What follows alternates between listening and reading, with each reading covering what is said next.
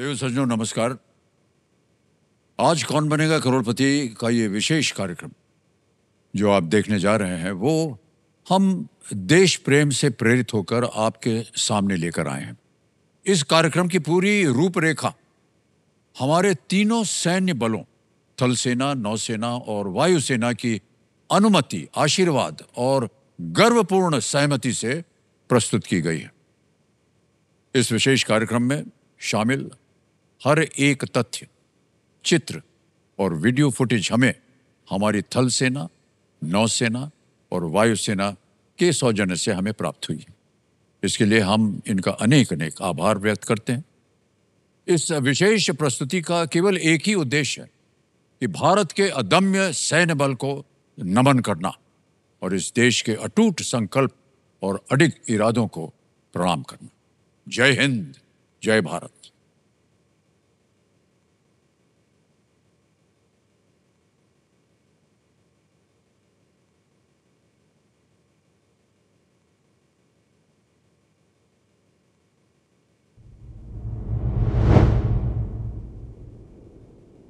देवियों सज्जनों, मैं अमिताभ बच्चन सभी भारतवासियों को स्वतंत्रता दिवस की शुभकामनाएं देता।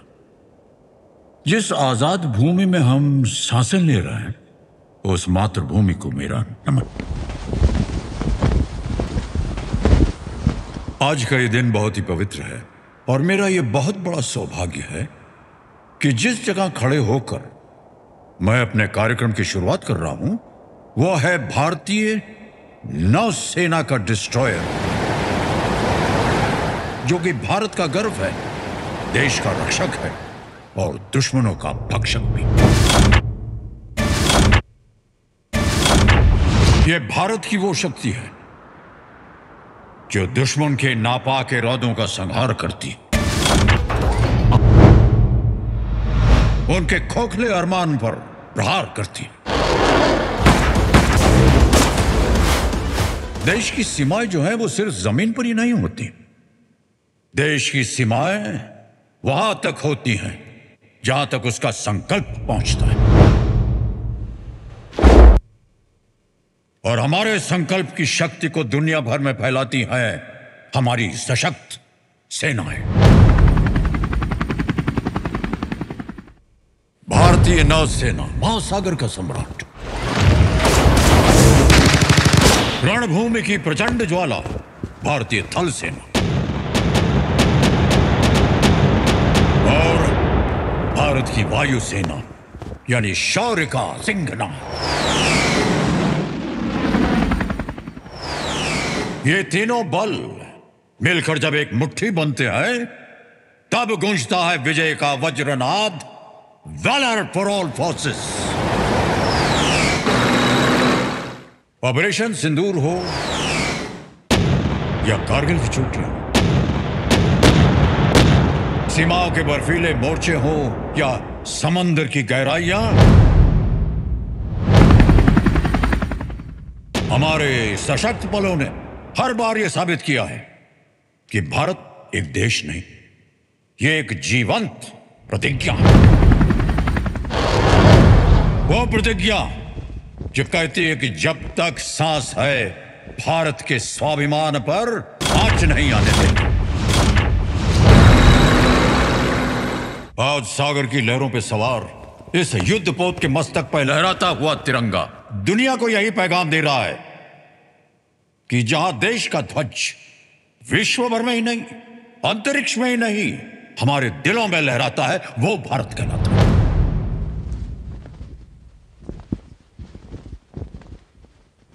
जहां वीरता विरासत हो और बलिदान परंपरा हो, वो भारत कहलाता है।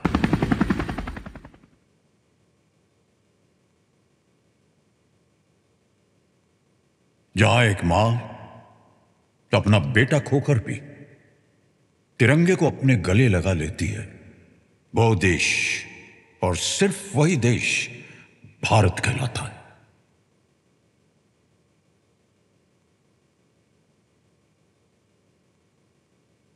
भारत माता की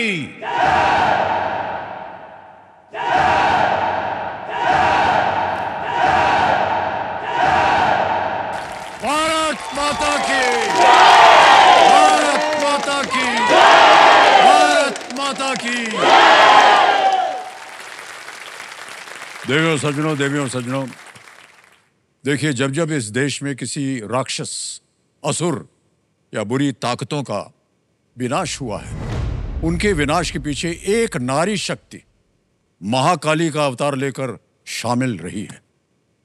कुछ ऐसा ही हुआ ऑपरेशन सिंदूर में,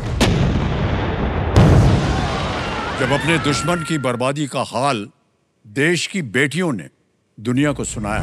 रात 1:05 से 1:30 बजे के बीच 9 terrorist camps were targeted and successfully destroyed. तब न सिर्फ देश की बेटियों की कीर्ति दुनिया भर में फैली, बल्कि भारतीय सैन्य बल का यह कदम एक पैगाम बन गया। यह दुश्मन, जुटा ले हिम्मत, जो भी तूने समेटी है, काल बनी जो तेरे सर की, वो भारत की बेटी है, वो भारत की बेटी है। देव संजो, देश सेवा में समर्पित भारत की वही बेटियां शौर्य, आत्मगौरव और धैर्य का प्रतीक, ऑपरेशन सिंदूर का तेजस्वी चेहरा बनी भारतीय सैन्य बल की प्रतिष्ठा। Senior army officer colonel Sofiya Qureshi, देश की जाबाज विंग कमांडर व्योमिका सिंह और इंडियन नेवल वॉरशिप की पहली महिला कमांडर प्रेरणा देवस्थली।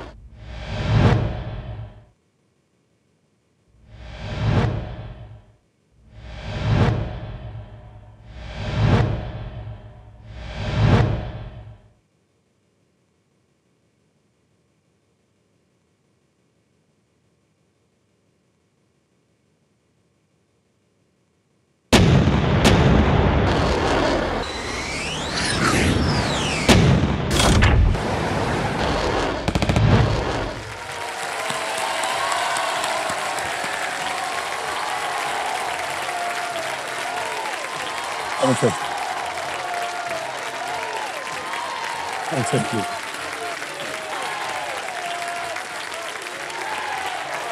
Very.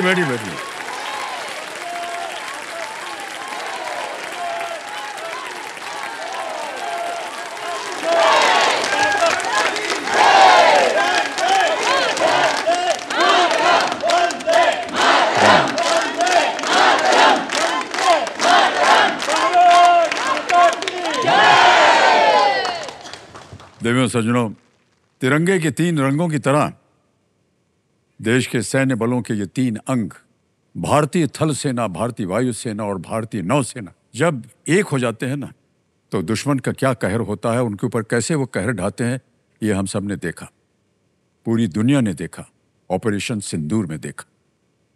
आज सैन्य बल की इन तीनों सशक्त अफसरों को इस मंच पर उपस्थित देखकर हम देशवासी गर्व के साथ इनसे प्रेरित हो रहे हैं। एक बार फिर बहुत बहुत स्वागत आप तीनों का, एक बार फिर तालियों के साथ इनका अभिनंदन और स्वागत।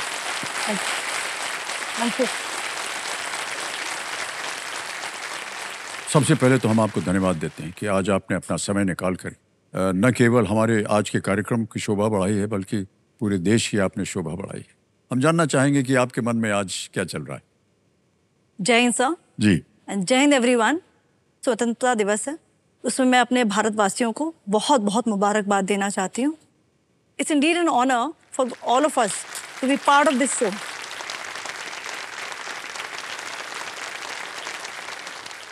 मैं अपनी ऑर्गेनाइजेशन का भी थैंक्स करना चाहती हूँ कि उन्होंने हमें ये मौका दिया कि आज इस मंच में हम लेजेंडरी अमिताभ बच्चन के साथ में हैं। ये मेरा सौभाग्य है कि आज आप तीनों यहाँ पर उपस्थित हैं। बहुत बहुत धन्यवाद आप सभी का। विंग कमांडर व्योमिका और कमांडर प्रेरणा, हम आपके दिलों की बात सुनना चाहेंगे कि आपको कैसे लग रहा है जहाँ आकर के। सर, मैं तहे दिल से आपका और सोनी टीवी का, देश का और इंडियन एयरफोर्स का ये शुक्रिया अदा करना चाहूँगी कि मुझे आज इस प्लेटफॉर्म पे आपके सामने बैठने का मौका दिया गया। इतना खूबसूरत देशभक्ति का गाना और उस पे हम चलते हुए आ रहे थे और आप सब लोग वंदे मातरम कर रहे थे, तो एक अलग ही अंदर मन में एक रज जैसे होता है ना, वो एक फील हो रहा था। तो जैसे बोलते हैं कि सीना गर्व से फूल गया है, तो आप सबसे मिलके यहाँ आके बहुत ही अच्छा लग रहा है। बहुत बहुत धन्यवाद आपको। कमांडर प्रेरणा जी, इस दिन when we celebrate India's independence और हम सब अपने वीरों के बलिदान को याद करते हैं, it gives me immense happiness and pride feeling that I'm part of this show. बहुत बहुत धन्यवाद आपका और तीनों का एक बार फिर अभिनंदन। देखिए सज्जनों, देखिए 22 अप्रैल 2025 भारत के इतिहास का वो भयानक दिन था जब आतंकियों ने पहलगाम में मासूम निहत्थे सैलानियों पर अमानवीय हमला किया था।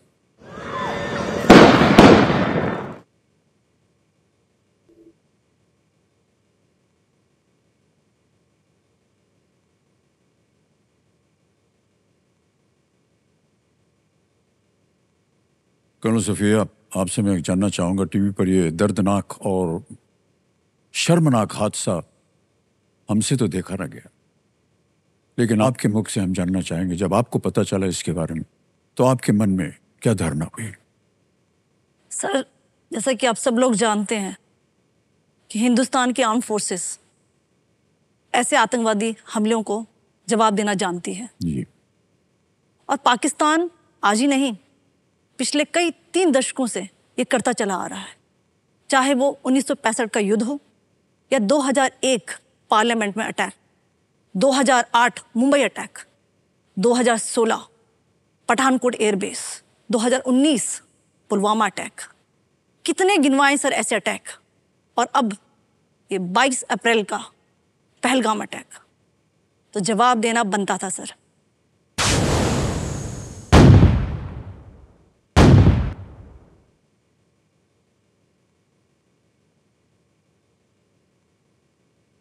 इसीलिए ये ऑपरेशन सिंदूर को प्लान किया गया, और ये एक रिटेलिएशन नहीं था सर, ये एक जवाब था, एक रिजॉल्व था कि ये नया भारत है, न्यू इंडिया है, और अब ये टेररिज्म बर्दाश्त नहीं होगा।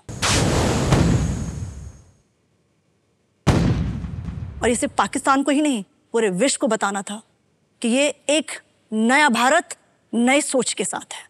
क्या बात है, वाह।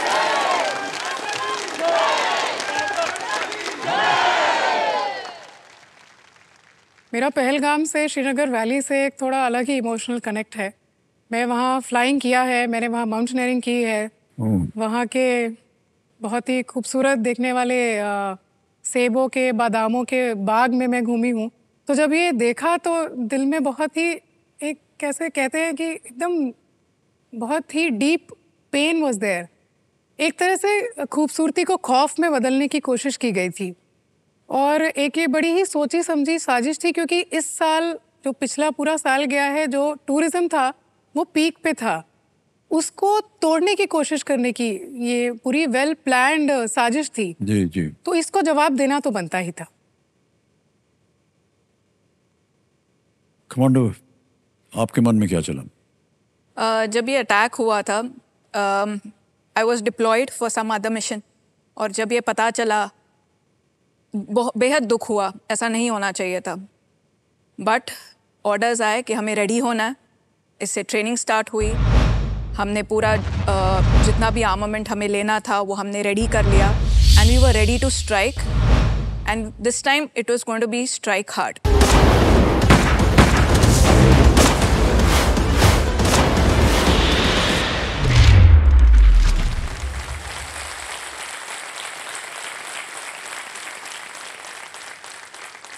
ऑपरेशन सिंदूर की जो घोषणा हुई जनता के लिए, और जो प्रेस मीटिंग हुई, उसमें हमने पहली बार देखा हमारे जो अफसर हैं वो आकर के आपके रूप में आकर के पूरे देश को बता रहे हैं क्या हुआ। और कहीं ना कहीं ये एक इशारा था कि आमतौर पर जो है फोर्सेस के साथ जो ताल्लुक़ होता है वो पुरुषों के साथ होता है, लेकिन यहाँ महिलाएं जो हैं वो आज लड़ रही हैं अपने देश के लिए, और हमें बड़ा गर्व है आपके ऊपर। धन्यवाद आपका।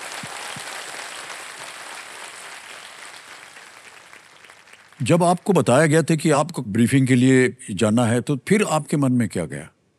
सर जैसे प्रेजेंटली मैं अभी एक यूनिट को कमांड कर रही हूँ। जी जी। सो जब हमें ये बताया गया कि हमें आना है, तो मैं बताना चाहती हूँ सबको कि इंडियन आर्म फोर्सेस, चाहे वो आर्मी हो, एयरफोर्स हो, नेवी हो, हम प्रिपेयर्ड रहते हैं। जी हमें बस गो कहने की बात है। जी। सो जब ये कहा कि आपको आना है और बताया गया, तो हम तैयार थे।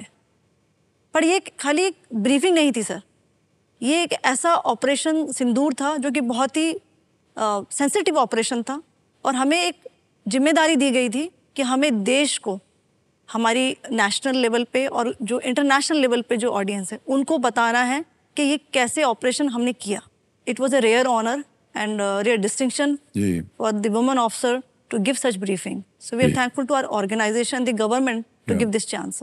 Yeah. एयरफोर्स में जनरली सारे ऑफिसर्स को ब्रीफिंग और डीब्रीफिंग करना बहुत ही रोज़मर्रा का काम है, लेकिन यहाँ बस एक बड़ा डिफरेंस ये था कि अब हम ये ऑडियंस बदल चुकी है हमारी।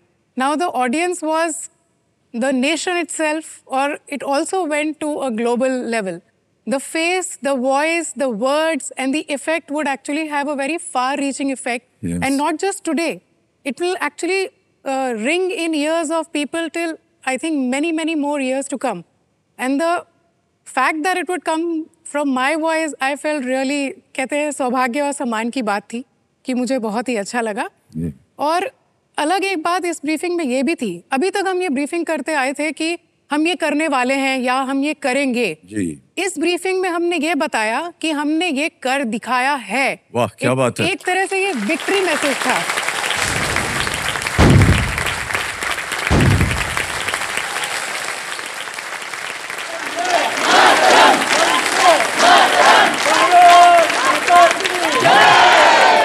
कमांडर प्रेरणा जी, भारतीय नौसेना जो है उसके बारे में मेरा ऐसा मानना है कि आम जो जनता है उसको बहुत कम जानकारी है। मैं समझता हूं कि आज एक बहुत ही अच्छा अवसर है कि हम आपके मुख से और हम अपनी जनता को भी बता सकें कि ये नेवल फोर्स है क्या और कितने ये महत्वपूर्ण इसका कार्य होता है जब कभी भी इस तरह का युद्ध होता है।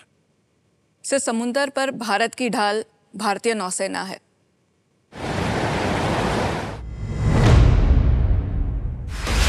We are the first line of defense and the first responders in the maritime domain. जी। नई टेक्नोलॉजी से हम लोग सक्षम हैं। रणनीति पर हम लोग गर्व है, चाहे वो दुश्मन की मूवमेंट्स क्यों ना हो, हॉस्टाइल मूवमेंट्स क्यों ना हो, but at the same time हम लोग अपने कोस्ट को प्रोटेक्ट करते हैं। सो भारतीय नौसेना बोथ सरफेस भी है, शिप्स भी है, एयरक्राफ्ट भी है और सबमरीन भी है। तो हम लोग तीनों डायमेंशन में मैरिटाइम डोमेन को डोमिनेट करते हैं। वाह, क्या बात है। बहुत बहुत धन्यवाद आपका। आज हमारा भी सीना एकदम चौड़ा हो गया है आप लोगों से मिलकर के।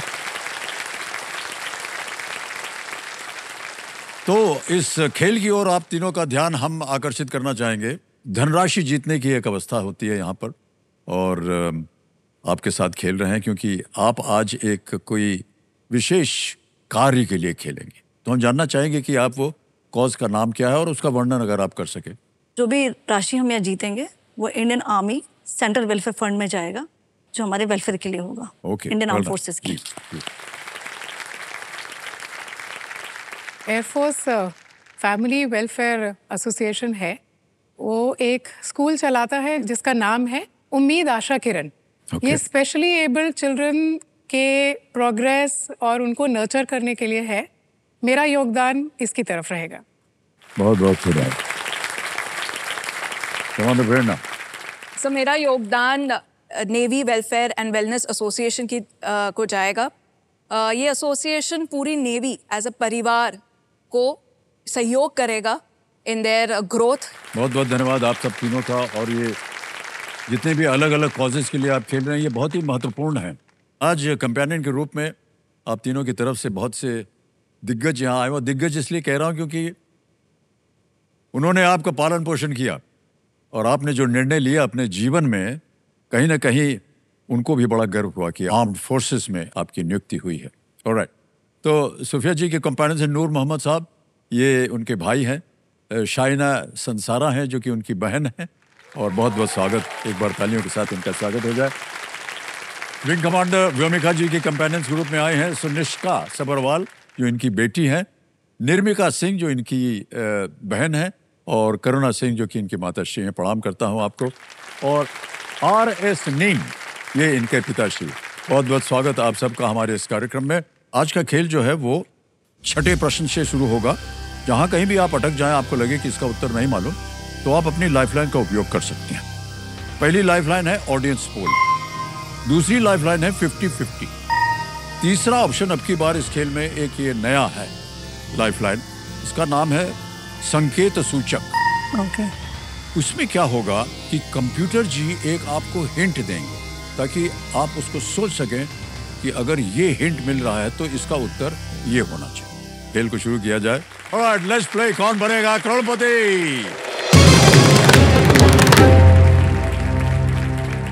तैयार हो जाइए।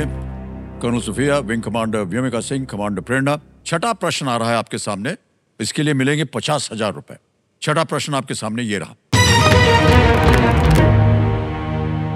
ये एक इमेज आपको दिखाएंगे, एक तस्वीर दिखाएंगे, उसके ऊपर आधारित है।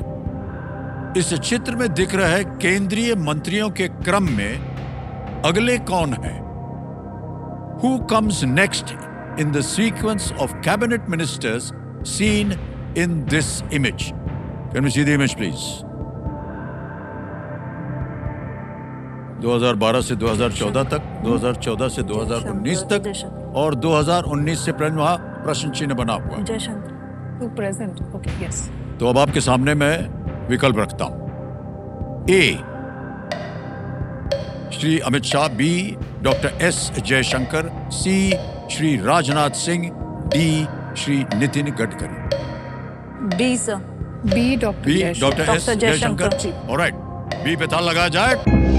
That is the right answer. ये तीनों भारत के विदेश मंत्री हैं। सबसे पहले श्री सलमान खुर्शीद, उसके बाद स्वर्गीय श्रीमती सुषमा स्वराज, और फिर डॉक्टर S जयशंकर जी। आजकल ये हमारे फॉरेन सर्विसेज विदेश मंत्री हैं, और कई बार इनका हम इंटरव्यू वगैरह देखते हैं, बहुत तगड़ा उत्तर देते हैं। ऐसा लगता है कि ये भी शायद आर्म फोर्सेज में चले जाएंगे। ऑलराइट, सातवां प्रश्न आ रहा है और इसके लिए मिलेंगे आपको 1 लाख रुपए। सातवां प्रश्न, 1 लाख रुपए स्क्रीन के ऊपर ये रहा।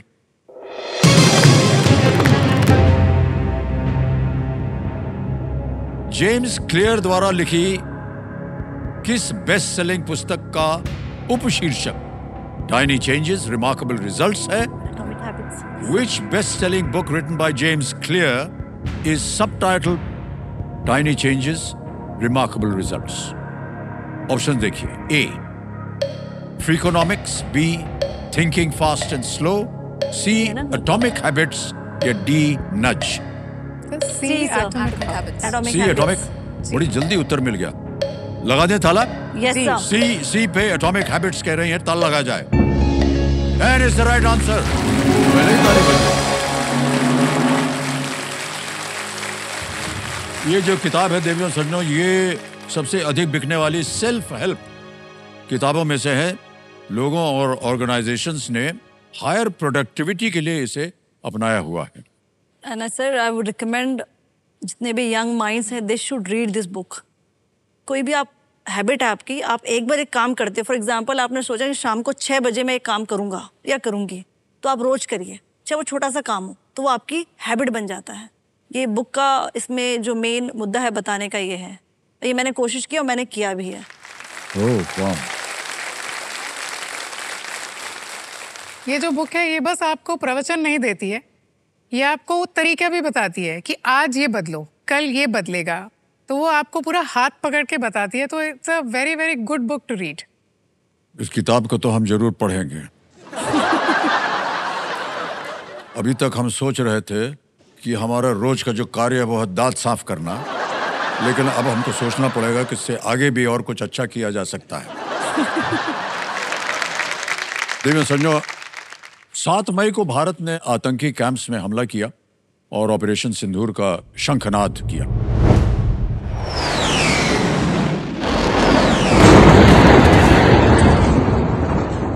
और ये ऐलान किया कि अब भारत दबता नहीं किसी से। अब भारत दबता नहीं किसी से, अब भारत का दबदबा है कि नहीं?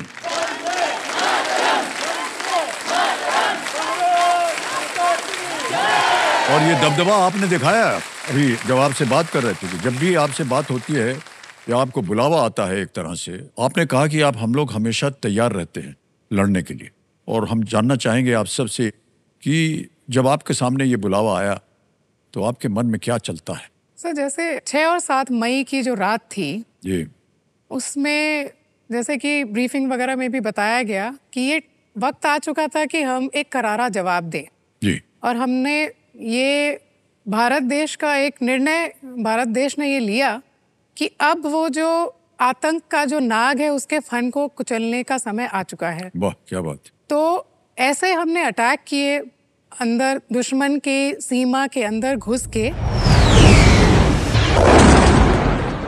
जहां पे हमने इस तरह से टारगेटिंग की कि वहां कमर टूट जाए। जी, जहां भी आतंक का पैदाइश है, आतंकवाद को बढ़ावा मिल रहा है, या आतंकवाद के जो मैं कहूँगी कि कैक्टस है उसको जो भी नर्चर कर रहे हैं और जिसको पानी खाद वगैरह दे रहे हैं, उनके हाथ तोड़ दिए जाए। वाह क्या बात है।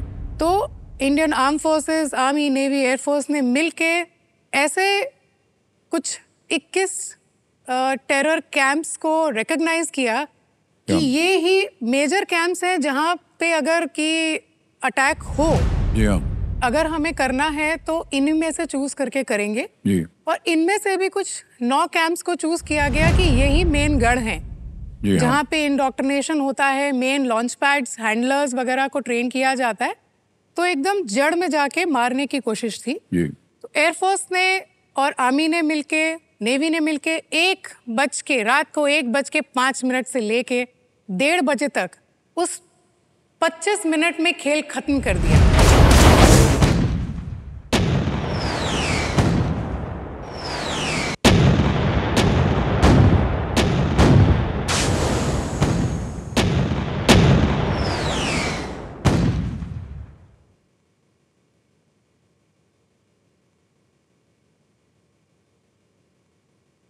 वाह क्या बात है।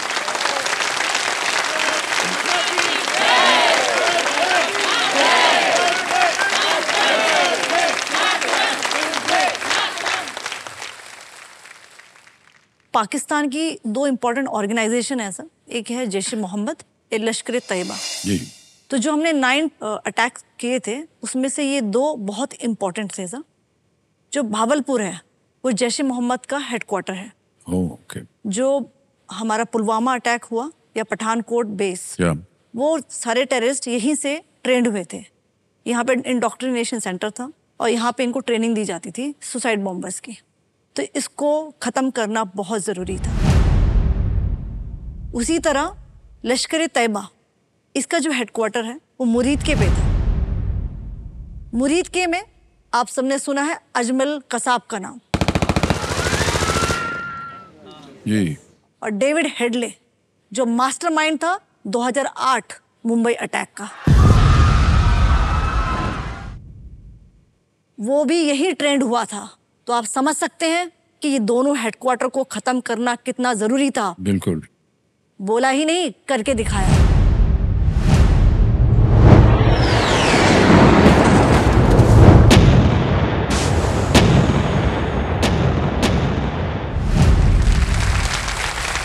इनको जड़ से खत्म करना बहुत जरूरी था सर। जी हाँ, जी हाँ। और ये तीनों फोर्सेस ने मिलके इसको खत्म किया और एक संदेश दिया पूरे देश को, विदेश को, कि अब नहीं, अब ये टेररिज्म बर्दाश्त नहीं होगा।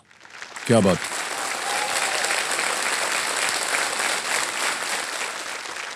ये जो 2 जगह हमने आइडेंटिफाई की, आप ये सोचेंगे कि दुश्मन ने इतने नायाब तरीके से ये खेल खेला था कि ये दोनों जगह जो टेरर कैंप्स थे, टेररिस्ट को सिखाने के कैंप्स थे, वो अपने सिविलियंस की ढाल के बीच में बना रखे थे, ओह, ताकि अगर कोई उन पे अटैक करने की कोशिश भी करे तो कोलैटरल डैमेज या सिविलियन जनता पे ज़रूर उनको क्षति पहुंचे।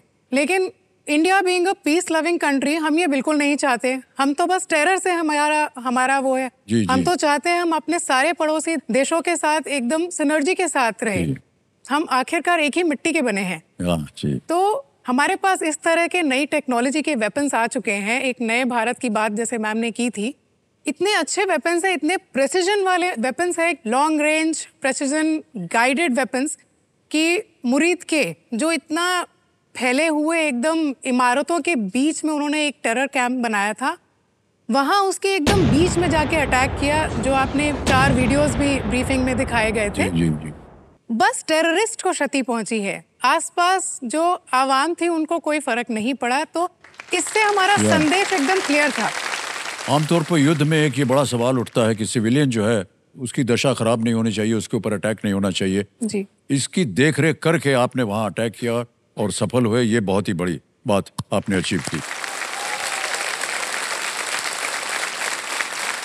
All thanks to the scientist जिन्होंने ये सारी मिसाइल्स बनाने में जी, हेल्प जी। की हमें, बिकॉज उनकी वजह से we were able to deliver ordinance on target and कोई भी सिविलियंस को कोई हार्म कोई नहीं हुआ हार्म नहीं था। पहुंचा। जी, ये बहुत बड़ी बात होती है। जब हमने ये प्लान किया तो हमारा मकसद बहुत क्लियर था कि ये जो हमारा अटैक है वो बहुत ही मेजर्ड है, कैलिब्रेटेड है एंड नॉन एस्केलेटरी है, जो बिल्कुल किसी को उकसाता नहीं है और बिल्कुल प्रिसीजन के साथ सारी आर्म फोर्सेस ने मिलके, जिसमें आर्म फोर्सेस ही नहीं बल्कि ये कि होल ऑफ नेशन अप्रोच था, जी हाँ। जिसमें हमारी सारी मिनिस्ट्रीज थी, गवर्नमेंट थी, लोकल्स थे।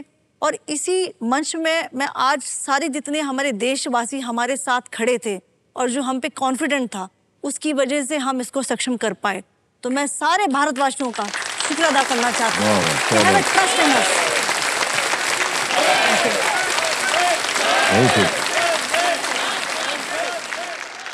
ये बहुत ही महत्वपूर्ण बातें होती हैं जो बहुत से लोगों को पता नहीं होती है, लेकिन सारी बातों को अपने मन में रखते हुए जो आपका प्रिंसिपल है वॉर के टाइम का, उसका उदाहरण दे करके ऐसा कार्य करना ये बड़ा कठिन होता है, मेरा ऐसा मानना है। लेकिन आप लोगों ने उसे निभाया और इसके लिए हम आप लोगों को बहुत बहुत गर्व के साथ देखते हैं और धन्यवाद देते हैं।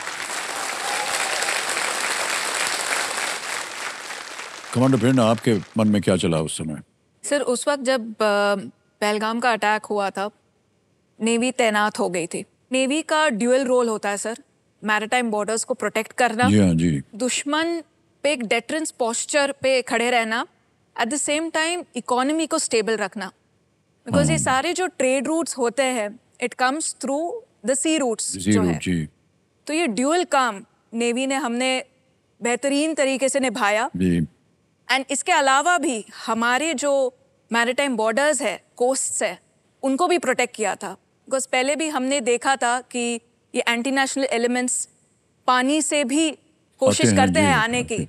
तो ये तीनों काम बुलंद तरीके से नेवी ने did a fantastic job. Yeah and being part of this mission, I think it's a pride and honour for me. Yes, thank you sir.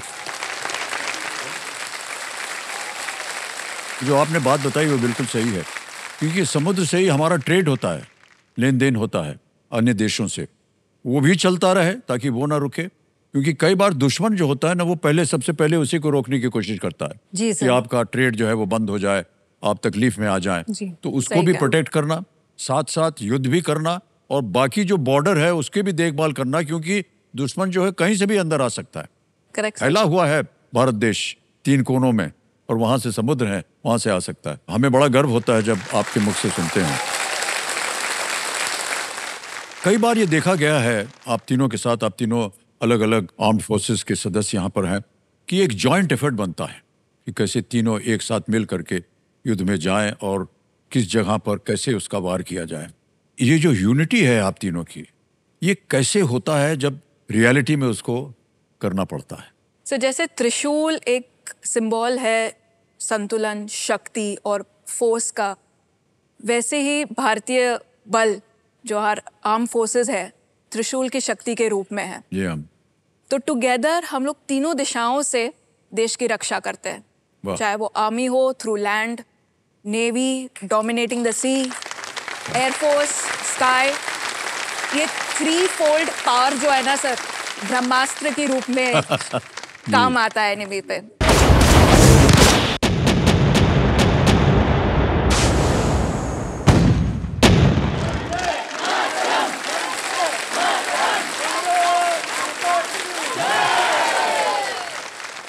Okay, अब ध्यान आ जाए एक बार फिर से गेम के ऊपर। 7 प्रश्नों का सही उत्तर हो गया, 1 लाख रुपए जीत लिया आपने अपनी संस्थाओं के लिए। अब आएगा 2 लाख रुपए का प्रश्न और ये है 8वां प्रश्न। तैयार हो जाइए। 8वां प्रश्न 2 लाख रुपए आपके स्क्रीन के ऊपर ये रहा।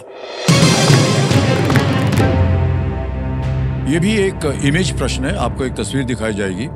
प्रयोगशालाओं में अक्सर उपयोग किए जाने वाले चित्र में दिख रहे इस उपकरण का नाम किस वैज्ञानिक के नाम पर है? Commonly used in laboratories, the object seen in this image is named after which scientist? Can we see the image, please? Okay. Oh. Petri dish. क्या है ये यार? Petri dish. बैक्टीरिया। अब आपके सामने ऑप्शन रखता हूं मैं। ऑप्शन है। ऑप्शन है A Julius Petri, B Joseph Lister, C Alexander Fleming या D Louis Pasteur. D is the It's answer. called a Petri dish. तो A. Julius Petri. A, ma'am? Sir A. Petri dish है ये। Julius petri जी लगा दे थाला। जी। Julius petri ए पे थाला लगाइए computer जी। बिल्कुल सही जवाब दिया आपने, वाह well done। ये बहुत भयंकर दिख रहा था, पता नहीं क्या है ये, लेकिन देख करके हम अनुमान नहीं लगा सकते थे कि इसका उत्तर ये होगा। जूलियस रिचर्ड पेट्री एक जर्मन माइक्रोबायोलॉजिस्ट थे और 1880 के दशक में उन्होंने पेट्री डिश के बारे में पेपर पब्लिश किया, यस। जो उस समय बैक्टीरियल कल्चर के लिए एक क्रांतिकारी खोज थी। और इसकी जानकारी आपको कैसे मिली, ये हम जानना चाहेंगे। अपने स्कूल के बायोलॉजी लैब में हमने काफ़ी यूज़ किए हैं। जब जो सबसे पहला आई थिंक एक्सपेरिमेंट करते हैं हम चीक सेल्स को देखने का, पेट्री डिश में पहले रखते हैं और फिर उसको ट्रांसफ़र करते हैं 2 स्लाइड्स के बीच में माइक्रोस्कोप के under. My father has been a science teacher, oh okay. तो ये बातें तो आम थी हमारे घर में। ऑलराइट, दिव्यांग सज्जनों, इस आतंकी हमले के दौरान मासूम सैलानियों की सहायता करने के लिए सबसे पहले वहां के जो कुछ स्थानीय लोग थे वो आगे आए। उस दिन का हाल उन्हीं से हम सुनना चाहेंगे। Can we cue to that video please?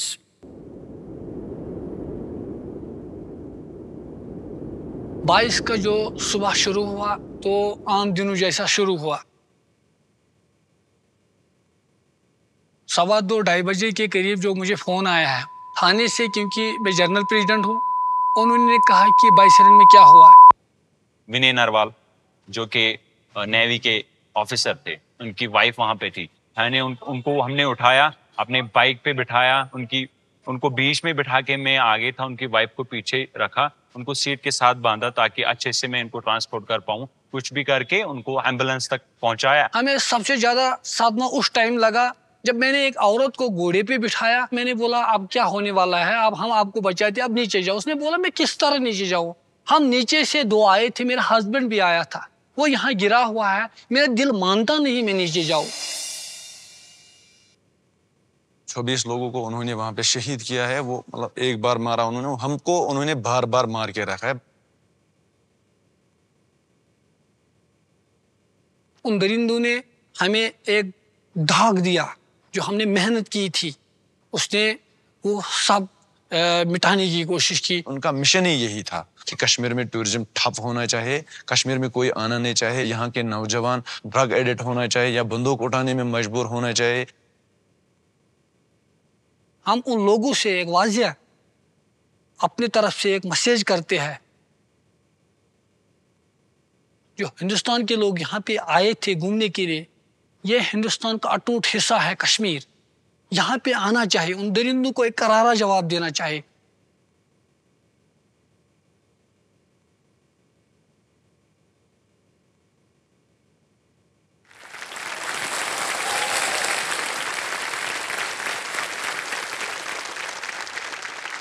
बड़ा गर्व होता है हाँ जी जब सर। वहाँ के स्थानीय लोग जो हैं उन्होंने आगे बढ़ करके सहायता की।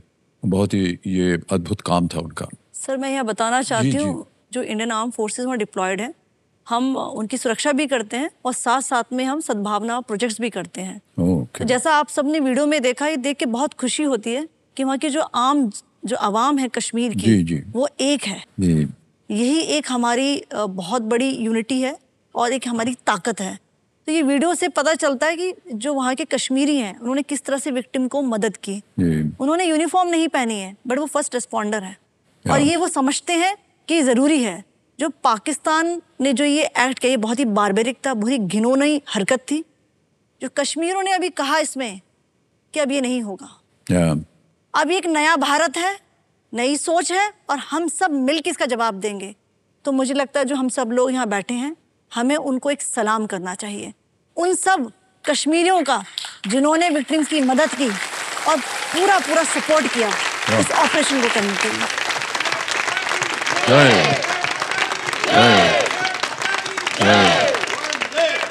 हम बहुत बहुत सराहना करते हैं सभी की, और जैसा आपने कहा कि हमें उनको सैल्यूट करना चाहिए, हम बिल्कुल सैल्यूट करते हैं उन्हें। और ये भी कहा कि देखिए ये जानबूझ करके ये किया गया था कि ताकि टूरिज्म जो है वो बंद हो जाए, लेकिन उन्होंने कहा कि हम चाहते हैं कि सब लोग यहाँ आए, ये सुरक्षित जगह है और यहाँ से फिर इस तरह का कोई हादसा कभी फिर ना कभी ना हो। और ये बहुत बड़ी बात हमको देखने में मिली। ये जब आपका अटैक हुआ आप लोगों की तरफ से और पाकिस्तान से रिटेलिएशन भी हुआ, ये कैसे हुआ और क्या हुआ, इसके बारे में आप कुछ वर्णन दे सकेंगे? अच्छा, जब ये हमने जब अटैक किया तो ये तो बिल्कुल ही लाजमी था कि अटैक वहाँ से वापस आएगा। आखिर उनके पास भी फौज है, हमारे पास भी फौज है और ये हम बिल्कुल तैयार थे कि एक अटैक आएगा और हम लोग एकदम ऑफेंसिव पोस्चर में आ चुके थे। जी। और जब ऑफेंसिव पोस्चर की बात करते हैं तो उसमें डिफेंस भी ऐड होता है। जैसे तलवार धारक को देखते हैं तो एक हाथ में तलवार होती है लेकिन दूसरे हाथ में ढाल भी होती है। ढाल भी होता है, जी। तो offence never goes alone, there is always offence and defence. तो ये बड़े ही गर्व के साथ मैं कहना चाहती हूँ कि इंडिया के पास बहुत ही बढ़िया एक डिफेंस सिस्टम है जो आर्मी, नेवी और एयरफोर्स और इंडिया की बहुत ही बढ़िया रिसर्च इंडस्ट्री जो है उनके ही मेहनत से वो कारगर हो पाया है। जी जी जी।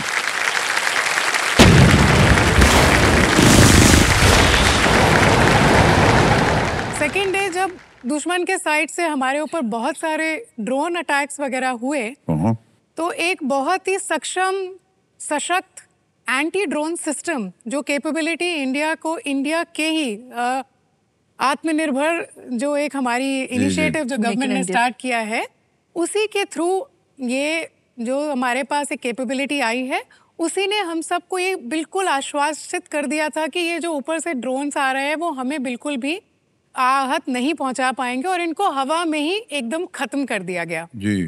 तो अगर मैं कह सकती हूँ यहाँ पे तो मैं ये 2 लाइन बोलूंगी कि सुरक्षित रखते हैं जल, थल और नभ, आत्मनिर्भरता से ये हुआ संभव। क्या बात है।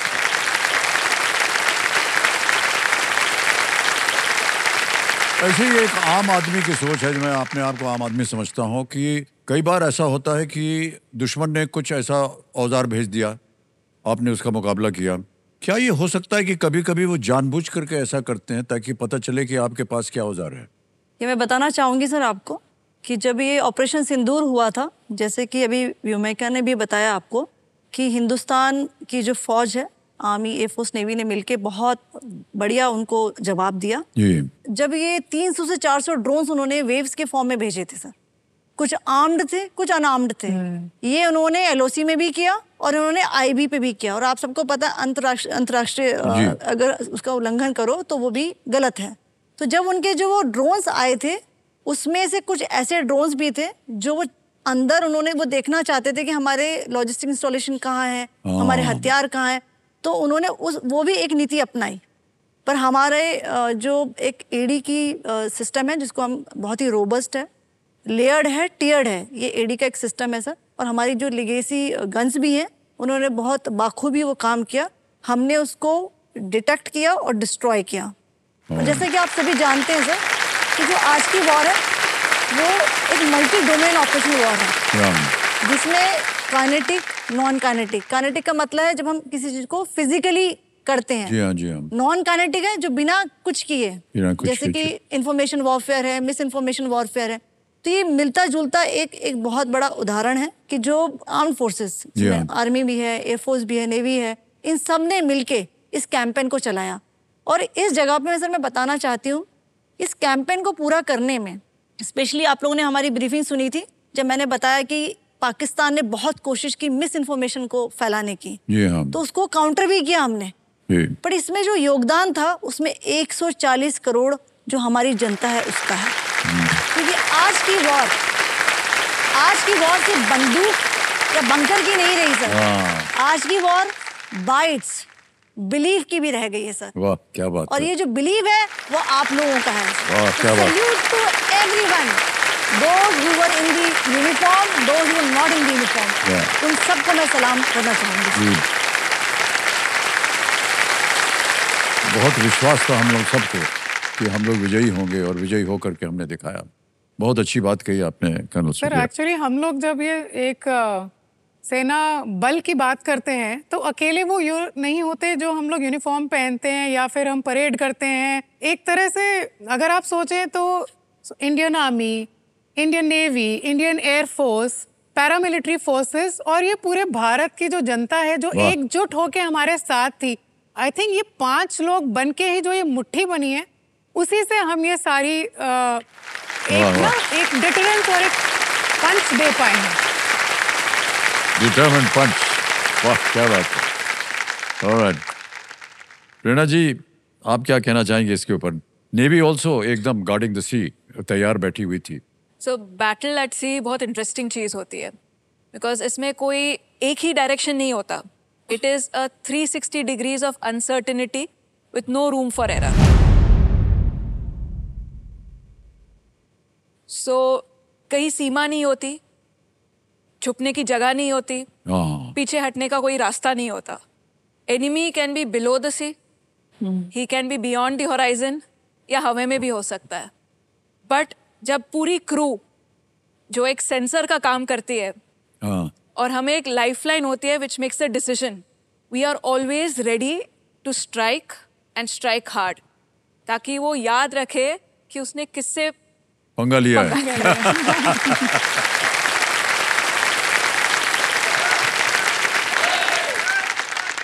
सज्जनों देखिए, इस आतंकी हमले के कारण भारत और पाकिस्तान के बीच युद्ध चलता रहा और लगातार गोलीबारी वगैरह, बमबारी वगैरह चलती रही।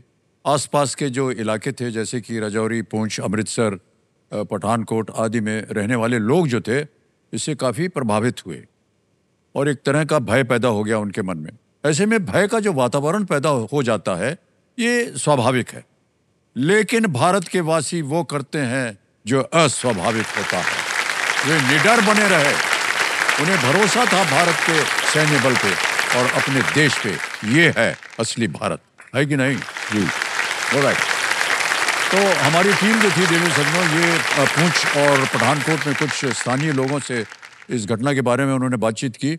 मैं आपको दिखाना चाहता हूँ, हमारे पास एक वीडियो है उनका, किस तरह से वो बात किया उन्होंने।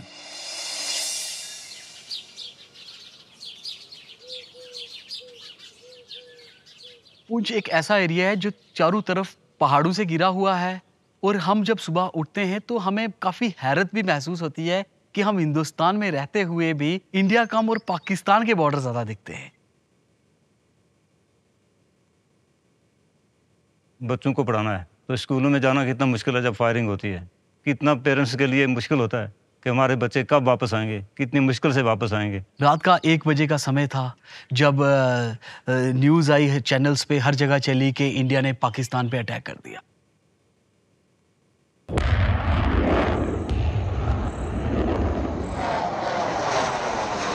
देखते ही देखते सर क्या हुआ कि पुंछ के रिहायशी इलाकों में पाकिस्तान ने बम गिरना स्टार्ट हो गए। 1 बजे से जो फायरिंग स्टार्ट हुई वो सुबह 6 बजे तक चलती रही। कहीं भागकर किसी मकान में बढ़ गए, कुछ लोग जो थे नज़दीक वाले इस बैंकर में आ चुके। हमारी इंडियन आर्मी ने उस तरीके से उनको जवाब दे रही थी, अगर वहां से 10 फायर आ रहे थे तो हमारे यहाँ से 20 जा रहे थे।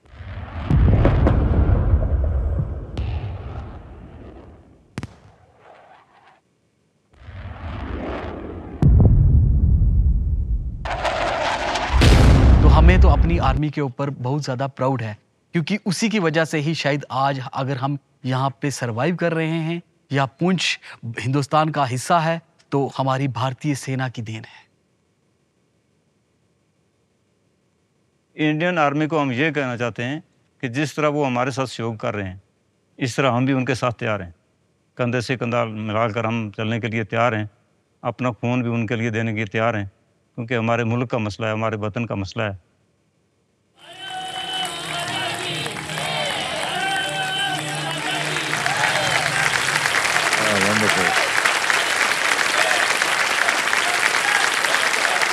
बहुत बहुत धन्यवाद सर। मैंने एक कुछ लाइन लिखी थी। हाँ, जो मैं कहना चाहती हूँ कि जो हमारे ये जो एक मिश्रण है, एक सिनर्जी है, इंटर ऑपरेबिलिटी है बिटवीन दी जल, थल और सेना, और ये अभी नहीं सर, हमने हर युद्ध में देखा है। जी जी। सो कुछ पंक्तियां हैं जो एक सैनिक की तरफ से है।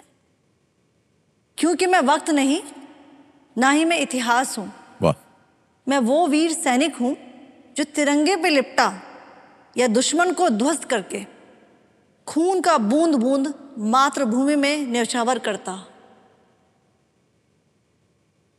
हर जन्म में मैं योद्धा धर्म निभाऊंगा,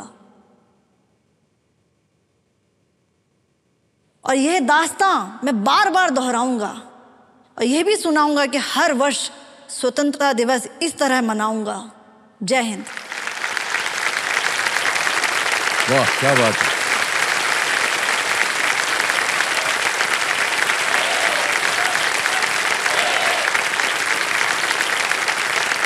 आगे चलते हैं खेल में। यहाँ पर भी एक युद्ध चल रहा है कि कितना रुपया कमाया जाए। नवा प्रश्न 3 लाख रुपए अब आपके सामने आने वाला है। तैयार हो जाइए। नवा प्रश्न आपके स्क्रीन के ऊपर ये रहा।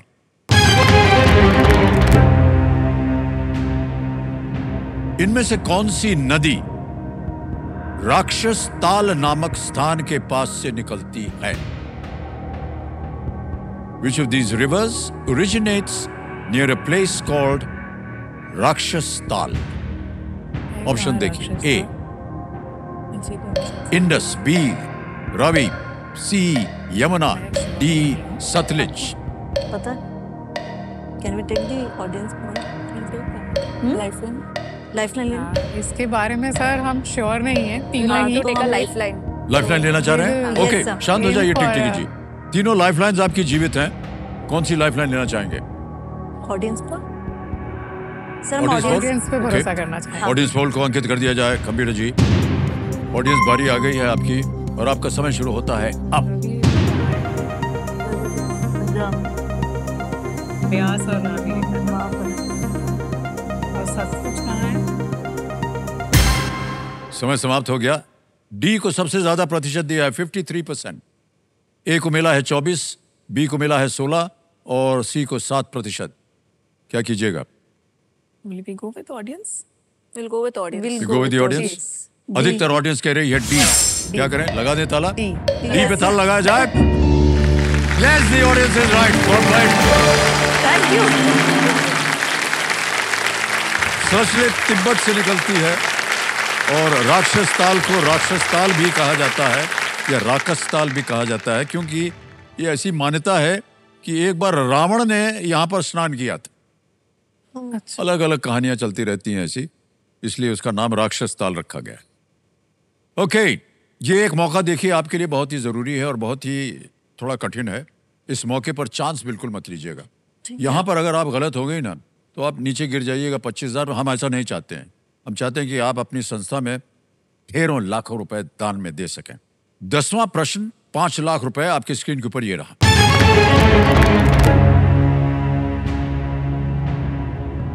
इनमें से किस मिसाइल की मारक क्षमता 5,000 किलोमीटर से अधिक है?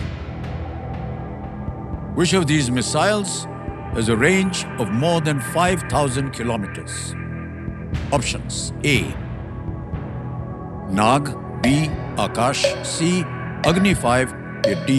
पृथ्वी 2। अग्नि 5 सर। अग्नि 5? यस सर, सी को। C अग्नि 5 पे ताला लगाने के लिए कह रही हैं। बिल्कुल सही जवाब निकला है। ये 5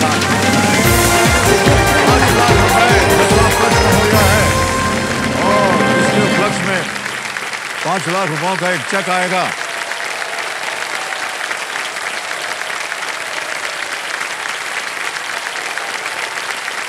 ये 5 लाख रुपए का check. Well played. Thank you. अग्नि 5 में परमाणु हथियार लॉन्च करने की क्षमता और ये एक इंटरकॉन्टिनेंटल बैलिस्टिक मिसाइल है और इसे डीआरडीओ ने डेवलप किया। भारत में ही ये बनता है डीआरडीओ। हमें बड़ा गर्व होता है जब भारत में जो चीज़ बनी हुई है वो आज दुश्मनों के लिए वो उसका प्रयोग किया जा रहा है। 5 लाख तो कम से कम आप निश्चित रूप से ले जाइएगा यहाँ से, लेकिन हम चाहते हैं कि आप और भी आगे जाएं। ऑलराइट देवियों सज्जनों, जब भी सैन्य बल का वर्णन होता है तो आमतौर पर पुरुषों की बात होती है, लेकिन आज इस मंच पर ये जो 3 सशक्त महिलाएं हैं, इन्होंने साबित कर दिया है कि भारत की सेना में महिलाएं भी भाग ले सकती हैं और ले रही हैं। हम सब इन तीनों से इनकी इस यात्रा के बारे में हम जानना चाहेंगे। जो इंडियन आर्म फोर्सेस में, स्पेशली इंडियन आर्मी में जो महिलाएं आना शुरू हुई वो 1992 से स्टार्ट हुई हैं और आज अभी देख सकते हैं कि इंडियन आर्म फोर्सेस ने एक हिस्टोरिकल डिसीजन लिया कि वुमेन ऑफिसर्स को कमांड दी जाए। जो ऑपरेशन सिंदूर के तहत सारी जो महिलाएं, 100 से ज़्यादा महिलाएं जो कमांड कर रही हैं, तो आप समझ सकते हैं कि कितना बड़ा दायित्व था उन पे और उन्होंने बहुत ही बाखूबी से निभाया। उसका कारण ये है कि हमारी ट्रेनिंग,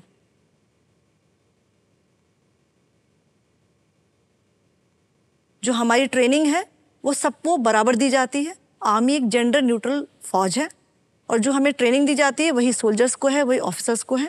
इसीलिए हम इसमें अपनी हमारी क्षमता है sir. Similarly for the air force and the navy sir.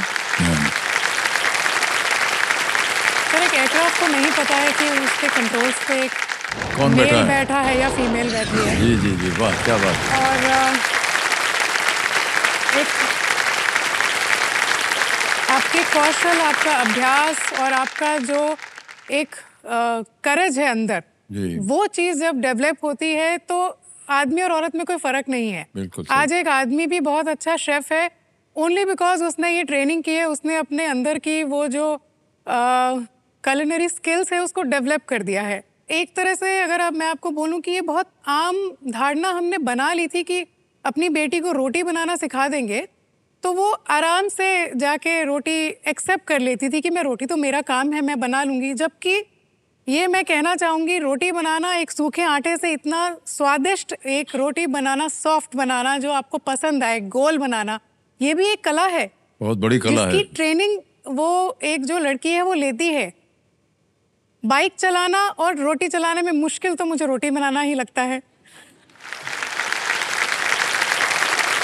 लेकिन ऐसी धारणाएं बना ली है कि नहीं, रोटी तो ये आराम से सीखेगी, ये सीखेगा। अगर हम ये इंटरचेंज कर देंगे और उसी तरह की ट्रेनिंग देंगे तो मेरे ख्याल से कोई फर्क नहीं रह पाएगा। ना मिसाइल ऑपरेटर को, ना मिसाइल को पता है कि ऑपरेटर में ट्रिगर कौन दबा रहा है, ना वेपन ऑपरेटर को पता है कि क्या कर रहा है, ना जो पायलट फ्लाई कर रहा है, जिसको फाइटर कंट्रोलर कंट्रोल कर रहा है, उसको ये फर्क नहीं पड़ता कि कंट्रोलर की आवाज़ एक मेल है या फीमेल है। तो मेरे हिसाब से ये अभ्यास और आपके अंदर की एक तरह से एहसास है वो कि आपको क्या कर गुजरना है। आदमी और औरत से कुछ फर्क नहीं पड़ता। क्या बात, बहुत ही अच्छे तरीके से आपने समझा। कौन सा हवाई जहाज चलाती हैं आप? मैं एक हेलीकॉप्टर पायलट हूँ। मैं चेतक और चीता उड़ाती हूँ।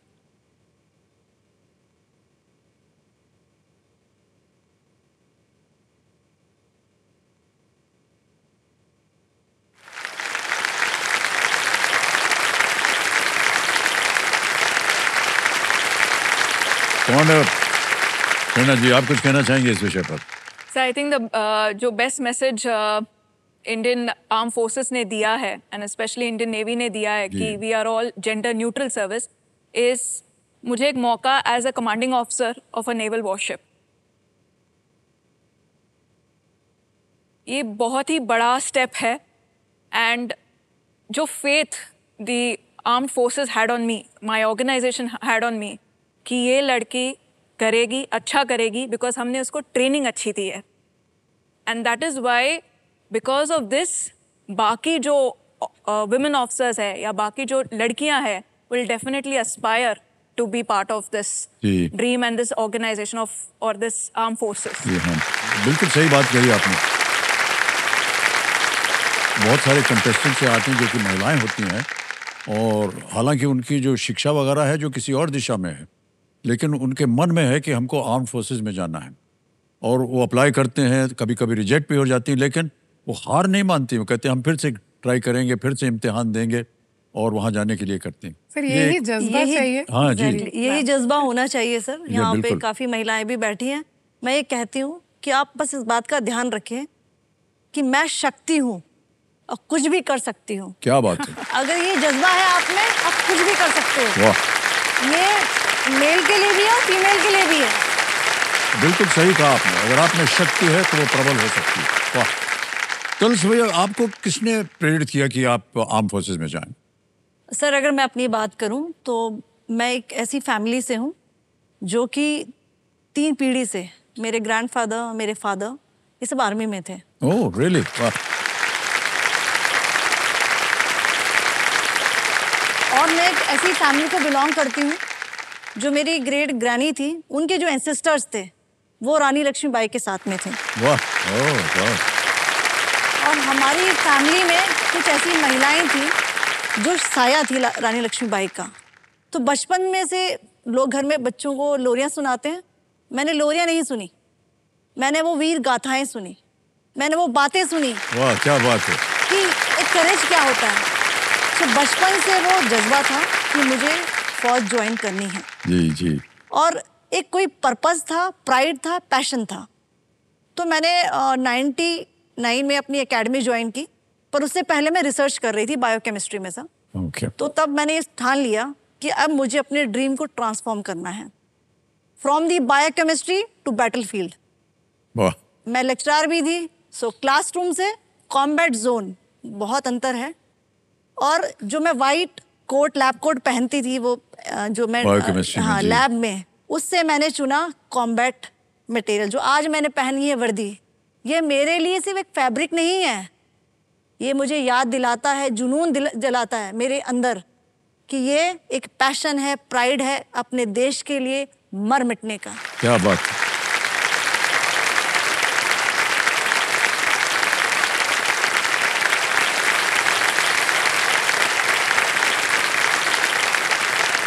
बहुत सुंदर तरीके से आपने वर्णन किया। वाह, बहुत बहुत बधाई आपको कहने से। वाह। भूमिका जी, सर इनके परिवार में तो एक खानदानी चीज चल रही आ रही है, आपके खानदान में भी ऐसे ही है क्या कुछ? सर नहीं, मेरे परिवार में मैं पहली महिला हूँ जो अदर पुरुष में से भी पूरे परिवार में से मैं आई थिंक मैं पहली ही पर्सन हूँ जो आर्मी या एयरफोर्स या आर्म फोर्सेस में आए हैं। करीब 6ठी 7वीं की क्लास थी, तो उसमें हम लोग अपने क्लासरूम में डिस्कस कर रहे थे कि आपके सबका नामों का मतलब। तो किसी ने चिल्लाया कि हाँ आपका नाम व्योमिका है, डॉटर ऑफ द स्काई जी। तो कि तुम आकाश को छूने के लिए बनी हो। ये बात फिर ना एक तरह से मन में घर कर गई। तो जो हम सामने देखते थे, फिर मेरा सर ऐसा हो गया आसमान की तरफ। और जब मैं आखिर में 12th क्लास से पास आउट हो रही थी, तो मेरी एक बहुत ही फेवरेट टीचर हैं मिसेस नीलम वासन, जिनके कुछ शब्द मेरे को उन्होंने इतना बढ़ावा दिया कि मेरे अपने ऊपर जो कभी कभी स्कूल के टाइम पे सेल्फ डाउट हो जाता है, उन्होंने वो मिटाने में बहुत ही कारगर रही। और उन्होंने मेरे आखिरी स्लैम बुक में लिखा कि व्योमिका तुम आकाश को छूने के लिए बनी हो। तो वो चीज़ बहुत ही दिल को छू गई। और 7th class to before I join the academy, मैं इतना फैसिनेटेड थी स्काई से कि मुझे बहुत पसंद था। मैं बादलों में डिज़ाइंस बनाती थी कि ऐसा दिख रहा है, वैसा दिख रहा है। लाइट चली जाती थी तो सबको लगता था अरे अंधेरा हो गया, मैं खुश होती थी कि अरे वाह अंधेरा हो गया। मैं एक साइंस रिपोर्टर मैगजीन आती थी, अगर आपको पता हो उस समय, तो उसके सेंटर शीट पे the sky of the month आता था। स्काई ऑफ द मंथ का मतलब है कि उस महीने में हाँ। आपके स्काईज पे कौन कौन से कॉन्स्टलेशन दिखाई देंगे। तो मैं अपना टॉर्च लेके वो एकदम छत की तरफ भाग के जाती थी, और मुझे बहुत ही प्राउड और एक सेंस ऑफ अचीवमेंट होता था जब एक एक कॉन्स्टलेशन को पहचान पाती थी। तो मेरे ख्याल से आई वॉज फैसिनेटेड, बट मुझे ऐसा लगता है मुझे नीली वर्दी या स्काई, नीली वर्दी ने मुझे चुना है।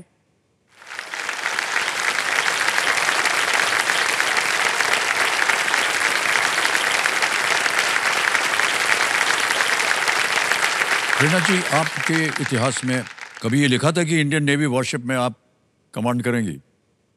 से ये सपना पूरा हो गया। जी जी। और ये सपना पूरा करने के लिए पूरा श्रेय जाता है मेरे भाई को, छोटे भाई को। सो बचपन से मैं मुंबई में पली बड़ी हूँ, समुंदर नज़दीक रहा, शिप को देखना, हवाई जहाज़ों को देखना, it was a daily affair. So मेरे पापा कहते थे कि अगर सर्विस करनी है, the best thing is to serve your nation. और देयर वाज अ कन्फ्यूजन कि एयरफोर्स ज्वाइन करें कि नेवी ज्वाइन करें। और मेरे छोटे भाई ने जब उसने यूनिफॉर्म पहनी, दैट इंस्पायर्ड मी कि yes, navy is my dream. And बहुत I just want to mention कि it's a very unique moment जब मैं और मेरा भाई कमांडर ईशान एक साथ वॉरशिप्स कमांड कर रहे हैं। It is a very unique moment. तो एक किस्सा है, हम दोनों एक मिशन के लिए डिप्लॉयड थे, जानते नहीं थे कि सेम मिशन के लिए जा रहे हैं, बट एक ट्रेडिशन होता है नेवी का कि whenever ships cross each other, the junior ship will give a pipe, एक ट्रेडिशन होता है to the senior ship. And इस बार वैसे ही हुआ, मेरे छोटे भाई ने अपनी sister ship, literally sister ship को एक पाइप दिया। I think that moment was very memorable. ये जो वॉरशिप आप कमांड कर रहे हैं, इसके बारे में कुछ बताना चाहेंगे या ये कॉन्फिडेंशियल सीक्रेट है हमारे आर्म फोर्सेस के लिए? आईएनएस त्रिंकट सर एक फास्ट अटैक क्राफ्ट है। इसका प्राइमरी रोल होता है coastal surveillance, anti piracy operations, anti poaching. So generally जो सर्वेलेंस हम लोग अपनी कोस्ट की रक्षा के लिए करते हैं, सो दैट कोई एंटी नेशनल एलिमेंट्स एंटर ना करे। चाहे वो अगर स्मगलिंग का क्यों ना हो, टू अटैक, देन फिशिंग को देखना, रेगुलेट करना फिशिंग को। एट द सेम टाइम अगर क्विक एक्शन के लिए कहीं पे जाना है, to rescue someone, we are there as first responders, because हमारा स्पीड, हमारी swiftness allows us to go there at the first time. So INS Trincut is probably the fast attack craft to respond to these situations. आगे बढ़ते हैं खेल में। आपने 10 प्रश्नों का सही उत्तर दे दिया है, जीत गए आप 5 लाख रुपए। यहाँ पर एक खेल और खेला जाता है जिसका नाम है सुपर संदूक। सुपर संदूक क्या है कि 90 सेकंड के अंदर, 1 मिनट और 30 सेकंड के अंदर 10 प्रश्न धड़ाधड़ आएंगे और आपको उसका जल्दी जल्दी उत्तर देना होगा। प्रत्येक सही उत्तर के लिए आपको मिलेंगे 10,000 रुपए और 10 के 10 सही हो गए तो 1 लाख। लेकिन अगर 5 से भी ज्यादा आपके उत्तर सही हो गए तो ये आपके ऊपर निर्भर है कि आप वो पैसे बैंक में जमा कराएं या उसके एवज में आप अपनी कोई खोई हुई लाइफलाइन को फिर से जीवित कर सकती हैं। अंग्रेजी में पढ़ूं या हिंदी में? इंग्लिश। अंग्रेजी में, ठीक है। आप तीनों चाहें तो एक साथ बोल सकते हैं या किसी एक को चुन लीजिए जो जवाब देने वाला है, क्योंकि समय की पाबंदी है। आप तीनों एक साथ बोल दीजिएगा, ठीक है? थोड़ा सा झगड़ा वगड़ा भी हो जाए बीच में तो चलेगा। हाँ जी। Ready? Okay computer ji, let's play super Sandook. तैयार हो जाइए, आपका सुपर संदूक का समय शुरू होता है अब। Which of these is an action taken to evade enemy planes? White out, black out, smash out, sweep out? Quick, you have to be. Blackout is the right answer. Next question. Which of these insects typically feeds on human blood? Butterfly, ladybug, mosquito. Mosquito, correct. Next. Which of these sports features a goalkeeper? Basketball, baseball, water polo, cricket? Baseball. No, wrong. It's water polo. Next. Complete the name of this institute. Sir Dash School of Art in Mumbai. BB, DD, GG, JJ. JJ is right. Next question. Which of these zodiac symbols is a human figure? Aries, Virgo, Leo, Cancer. Virgo is right. Next. Which of these substances does not contain carbon atoms? Charcoal, graphite, diamond, water. Correct. Next. Kohima is the capital of which Indian state? Kerala, Nagaland, Assam, Bihar. Nagaland. Correct. Next. Which of these best describes the art form ballet? Dancer. Dance, absolutely right. Next question. Which of these is Brazil's official Spanish. language? Wrong. नहीं Portuguese. It's Portuguese. All right. Please, Next question. pass करो। Which city is home to the headquarters of ISRO? New Delhi, Hyderabad, Bengaluru, Chennai. Bengaluru Bengaluru is correct. Next. समय समाप्त हो गया। खुशखबरी पहले बता दें। 8 प्रश्नों But का you आपने just सही passed उत्तर ना। दिया है। 80,000 रुपए जीत गए। जहां गलत हो गए तो बता दें। बेसबॉल में गोलकीपर नहीं होता, वाटर पोलो में होता है। Yes, sir, yes, sir. पानी में होता है लेकिन होता है goalkeeper. And the But other well one played. was which of these is Brazil's official language? yes. It's actually Portuguese. Portuguese, yes. Portuguese ने इन्वेट किया था वो साउथ Yes, अमेरिका में, yes, तब yes. से वो पोर्चुगीज वहां पर है, नॉट स्पेनिश। अब आप निर्णय लीजिए कि 80,000 बैंक में रहे या उसके एवज में आप लाइफलाइन जिंदा करवाना चाहेंगे। Audience Audience lifeline poll. लेना चाहेंगे। ऑडियंस पोल को जीवित करवाना चाह रहे हैं कंप्यूटर जी। वो जो 80,000 जीते हैं उसके एवज में क्या बात है। अच्छा, इतना भरोसा है आपके ऊपर और गलती मत कीजिएगा अब। जितना भरोसा हमारे ऊपर है, हमें भी उससे डबल भरोसा है। या वेल सेड। देखिए देवों सज्जनों, क्या आप जानते हैं कि भारतीय सेना केवल देश की रक्षा ही नहीं बल्कि अपने एक अनोखी पहल जिसका नाम है ड्यूरेंट कप के माध्यम से देशवासियों की प्रतिभा को पंख देने में भी अपना महत्वपूर्ण योगदान देती आ रही। 1888 में 1888 में शुरू किया गया ये ड्यूरेंट कप एशिया का सबसे पुराना फुटबॉल टूर्नामेंट है।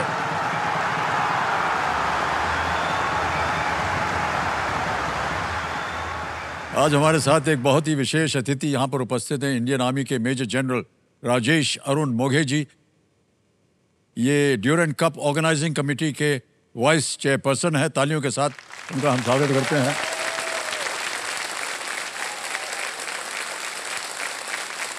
So it's really an honor to have you here today. और हम चाहेंगे कि ये जो ड्यूरेंट कप है इसके बारे में बहुत कम लोगों को जानकारी है, कुछ आपसे हम जानना चाहेंगे। तो बहुत ही हिस्टोरिक टूर्नामेंट। जी बिल्कुल सही बताया आपने। It is a historical and a legendary tournament.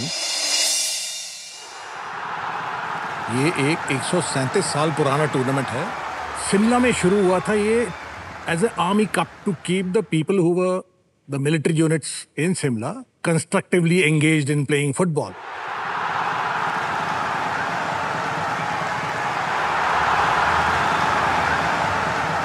(1904) में शिमला के लोगों ने एकत्रित होकर के शिमला ट्रॉफी का गठन किया और चैंपियंस को उसके बाद में ड्यूरेंट कप और शिमला ट्रॉफी दोनों दी जाने लगी। ओके। 1950 में स्वतंत्रता के बाद जो हमारे पहले राष्ट्रपति थे डॉक्टर राजेंद्र प्रसाद, उन्होंने प्रेसिडेंट्स कप का गठन किया और इसके बाद में सब चैंपियंस को 3 ट्रॉफियां देने जाने लगी। तो ये 3 अलग अलग टूर्नामेंट्स होते हैं या एक साथ घोषित होता है? टूर्नामेंट सर एक ही है। ओके। साल में एक ही बार होता है। लेकिन कब 3 अलग अलग नाम से दिए जाते हैं? कप एक ही वक्त विनर चैंपियन को मिलते हैं। Oh okay.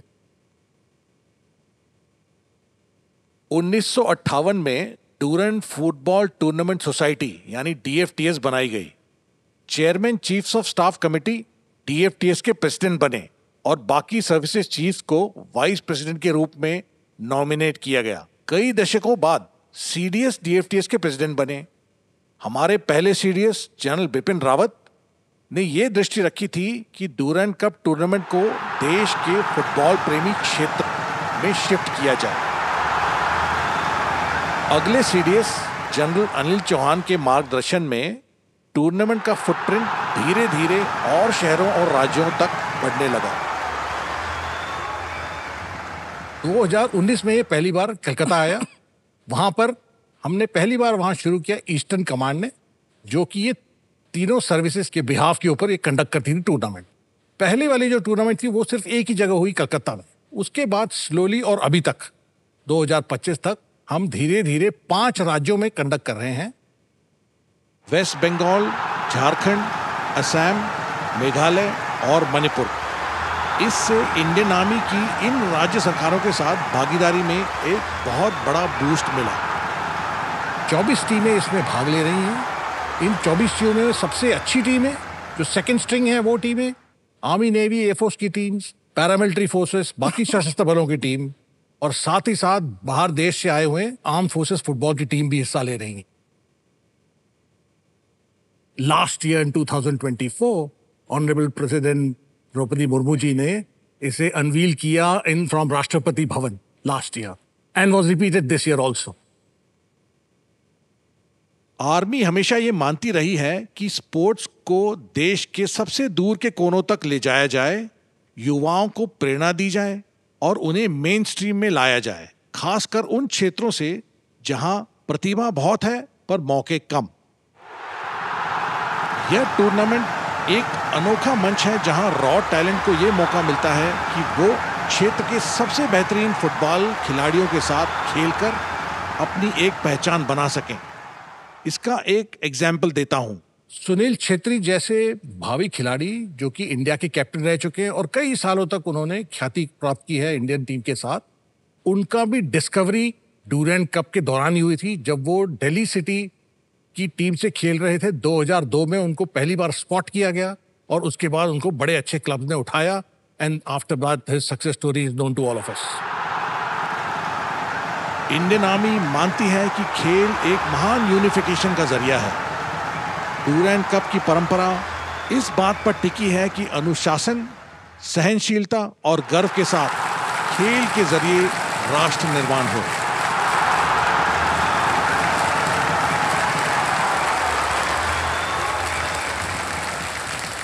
ये हमारा सौभाग्य है कि आज आप हमारे साथ हैं यहाँ पर। ओके, अब ध्यान आ जाए एक बार फिर से गेम के ऊपर।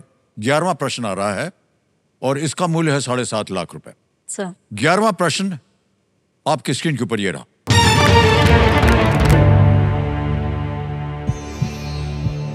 इनमें से कौन सा शब्द उस हल्के विमान को दर्शाता है जिसमें 1 या 2 सीट होती है? Which of these terms refers to small powered aircraft with 1 or 2 seats? Option देखिए। A multi hull, B microlight, C laser, D pontoon. Microlight. B पे कह रहे हैं ताल लगाने के लिए। Is the right answer, well done. Kapil ji जो हमारे एक्सपर्ट हैं बता रहे हैं कि इसे अल्ट्रालाइट भी कहते हैं। इस गतिविधि के लिए बेंगलुरु के एक प्रचलित जगह है जहां पर ये बनता भी है शायद। ओके, ये वॉर वगैरह में इसका काफी उपयोग होता होगा? वॉर में ये यूज नहीं होता है सर, ये जनरली रेकी के लिए यूज होता है। रेकी के लिए, ओके, ऑलराइट। आगे बढ़ते हैं खेल में। अब 12.5 लाख के लिए आप प्रयत्न कीजिए। 12वां प्रश्न है ये। 12.5 लाख। 12वां प्रश्न आपकी स्क्रीन के ऊपर ये रहा। इनमें से किस खेल में अब तक केवल महिला खिलाड़ियों ने ओलंपिक में भारत के लिए पदक जीते हैं? In which of these sports have only female athletes won medals for India at the Olympics? Option देखिए। A weightlifting, B boxing, C shooting, D wrestling। अब आपको बताना है कि इनमें से किस खेल में अब तक केवल महिला खिलाड़ियों ने ओलंपिक में भारत के लिए पदक जीते हैं? Weightlifting, boxing, shooting, boxing, Mary Kom, she won bronze. Bronze और silver. वेटलिफ्टिंग में वो मल्लेश्वरी जी ने जीता था सबसे पहला। वेटलिफ्टिंग होगा या क्या चल रहा है मन में? वेटलिफ्टिंग होगा या तो वेटलिफ्टिंग की फिर तरफ इंक्लिनेशन हो रहा है। shooting में what was that this thing? Shooting also. She won recently medals, 2 1 gold, 1 bronze. पर शूटिंग में तो उन्होंने भी but only female athlete. Shooting में ऑलरेडी एक, अगर आपको याद है, जीते थे ना दैट। या रेसलिंग में तो मेल रेसलर्स तो हैं जिन्होंने जीता है ओलंपिक्स में।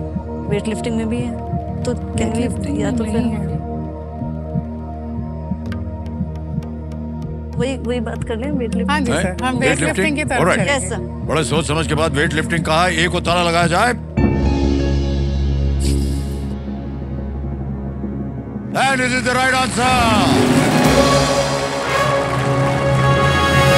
आपने उनका नाम भी लिया। जी जी हाँ जी सर। कर्णम महेश्वरी ने सिडनी 2000 में वेटलिफ्टिंग में कांस्य पदक जीता। ये नहीं पता था कि कोई मेल नहीं जी, है। और मीराबाई चानू ने टोक्यो 2020 में वेटलिफ्टिंग में रजत पदक जीता था। Yes sir.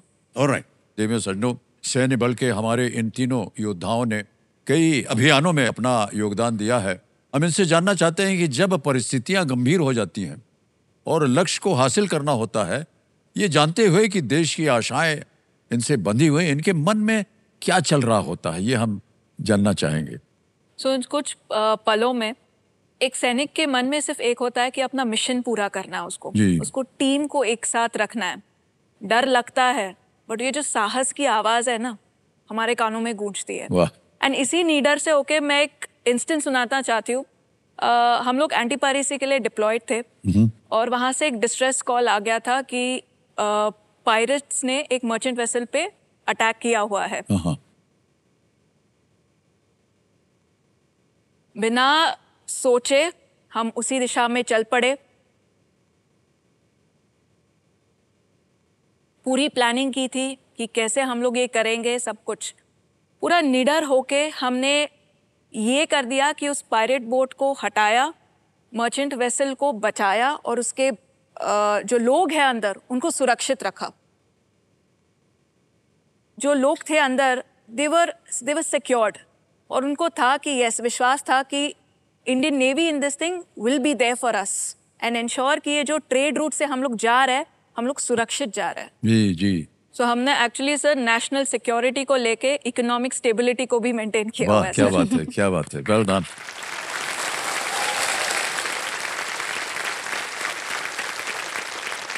सोफिया जी से एक और प्रश्न पूछना है। सर, ये जो जितने भी अभियान होते हैं, आपको लगता होगा जैसे कि अभी ये बयान करे कि कहीं ना कहीं डर लगता है, लेकिन अंदर से एक साहस जो है वो डर से ज़्यादा बड़ा होता है। और कभी आपका कोई ऐसा तजुर्बा हुआ हो? सर, इंडियन आर्मी के जो सोल्जर्स हैं, जो ऑफिसर्स हैं, हम सब ट्रेंड हैं और हमें ऐसे कई मौके मिलते हैं जहाँ पे हम ऐसे सिचुएशन को फेस करते हैं। मैं आपको एक उदाहरण देना चाहती हूँ कि जो इंडियन आर्मी है वो पीस कीपिंग फोर्सेस में भी है और हमारा बहुत बड़ा योगदान है शांति को मेंटेन करने के लिए कॉन्फ्लिक्ट जोन में। 2006 में मैं एक मिलिट्री ऑब्जर्वर के तौर पे तैनात थी, डिप्लॉयड थी कॉन्गो में, जो आप लोगों ने नाम सुना होगा, सेंट्रल अफ्रीका में, जिसको DRC कहते हैं। और जैसा भी आप सबको पता है कि कभी कभी इतनी क्राइसिस हो जाते हैं और आपस में लड़ाई झगड़े दो पार्टी में हो जाते हैं, तो उस समय बहुत ही हाई अलर्ट हो गया, सब जगह बंदूकें चल रही थी, सिचुएशन बहुत ख़राब थी सर। कुछ जो मिलिशियाज थे वो कब्रिस्तान, जिसे सेमेट्री कहते हैं, वहाँ पे छुपे हुए थे, जिसमें कुछ महिलाएं भी थीं। तो उन्होंने कहा कि अब हमें टीम बनानी है। तो ये बहुत गर्व की बात थी जब किसी ने कहा कि इंडियन ऑफिसर्स को देखिए, ये दर्शाता है हमारी ट्रेनिंग, ये दर्शाता है हमारा रोल, तो जिसपे हमें बहुत गर्व होता है। तो मैं उसका एक हिस्सा बनी, जिसको हमने कॉर्डन एंड सर्च ऑपरेशन करने के लिए किया जी। हमारे पास एक जो APC बोलते हैं टैंक्स होते हैं, उसमें बैठ के हमें जाना था। तो वो मुझे दिन याद है क्योंकि जब मैं वहाँ पर गई थी तो जैसी हमारी सिखलाई और मेरी जैसी लेगेसी है वो मुझे अचानक याद आ गई कि अगर मैं आज जा रही हूँ, इसका हिस्सा हूँ, तो हो सकता है मैं वापस नहीं आऊँगी। तो उस टाइम छोटे से फ़ोन होते थे, मैंने उसमें रिकॉर्ड किया अपनी माँ के लिए, अपनी फैमिली के लिए, कि हो सके मैं वापस ना आऊँ, पर ये मैं तिरंगा झंडा लेके जा रही हूँ, जिंदा आऊँगी या इसमें लिपट कर आऊँगी।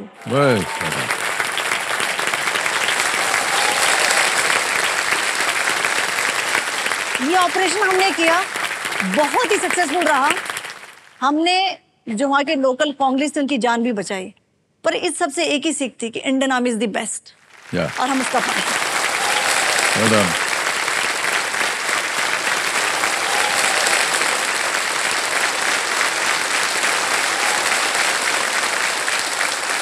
हमारे जितने भी कंपेनियंस आए हुए हैं, परिवार के सदस्य, उनसे कई बार हमको ये आश्चर्य होता है कि जब आपके ये जितने यहाँ पर योद्धा बैठे हैं जब जाते हैं तो क्या हालत होती होगी परिवार में, किस तरह का वातावरण बनता है, कैसे साहस आता है आपके अंदर कि उसको झेल सकें, या चिंता लगी रहती है कि पता नहीं क्या होगा। ये लोग तो बहादुरी दिखाते भी हैं और करते भी हैं, लेकिन मैं ऐसा मानता हूँ कि जो परिवार है वो भी बहुत उनको बहादुर होना पड़ता है। मैं आप लोगों से किसी में से एक से जानना चाहूँगा, अगर आप कुछ कहना चाहें इस विषय के बारे में। मेरी ओर से आपको कोटि कोटि प्रणाम स्वीकार किया जाए, और मैं आपका आभार प्रकट करती हूँ कि आपने यहाँ पर हमें आमंत्रित किया उसके लिए बहुत बहुत धन्यवाद। धन्यवाद आपका। मेरा नाम करुणा सिंह है, मैं दिल्ली से आई हूँ और मैं विंग कमांडर व्योमिका सिंह की मदर हूँ।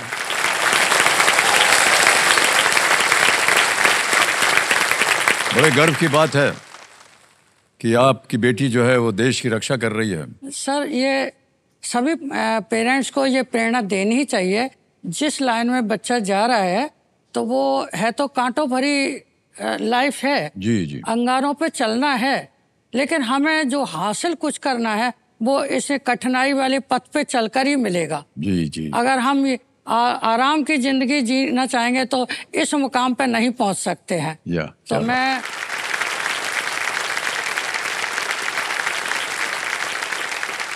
व्योमिका सिंह की मदर तो हूँ, फादर भी हैं, लेकिन अब ये व्योमिका मेरी अकेली अपनी बेटी नहीं रही, पूरे देश की बेटी बन गई है।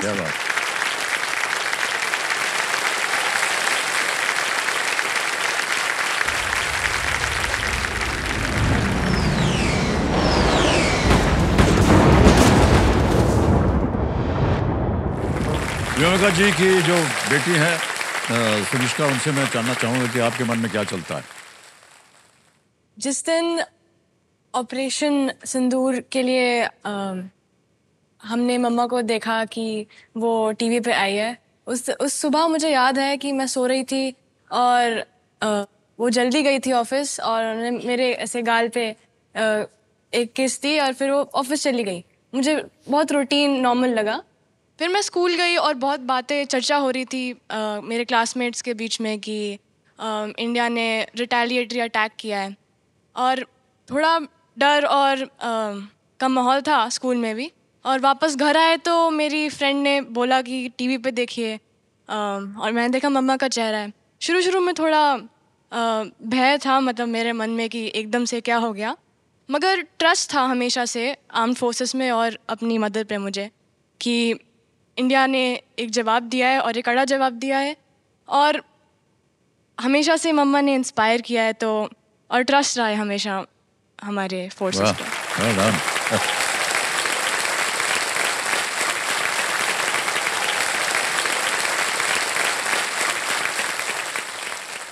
ये ऐसी धारणा जो है ये पूरे परिवार में चलती है, हमने देखा है, और बड़ा गर्व होता है कि आप लोग सब इस तरह से सोचते हैं।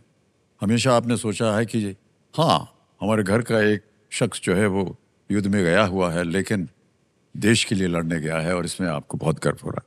प्रेरणा जी, आपसे हम पूछना चाहेंगे कि why did you not get any companions? So for whatever reasons, but उनका स्पिरिट मेरे हमेशा रहेगा मेरे साथ।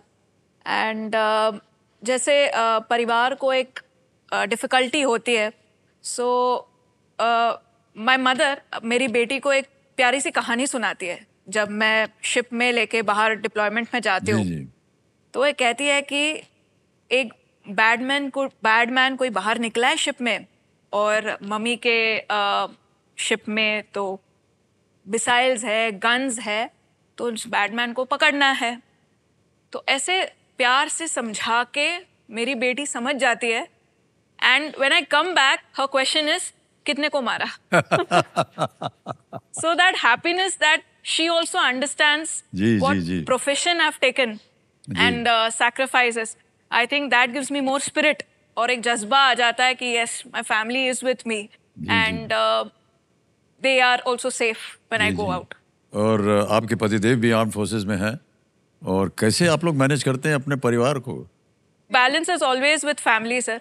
Family support और यूनिट का सपोर्ट इज ऑलवेज पॉसिबल, वरना इट इज़ बहुत डिफ़िकल्ट हो जाता है। बट एक उम्मीद रहती है कि they are always there for us and that's why हम लोग अपना काम बेखूबी निभा सकते हैं। वाह, क्या बात, बहुत बहुत धन्यवाद। ओके, अब हम खेल की ओर आ जाते हैं वापस। अब आ गया है 13वां प्रश्न और मूल्य है इसका 25 लाख रुपए। 13वां प्रश्न 25 लाख रुपए आपके स्क्रीन के ऊपर ये रहा।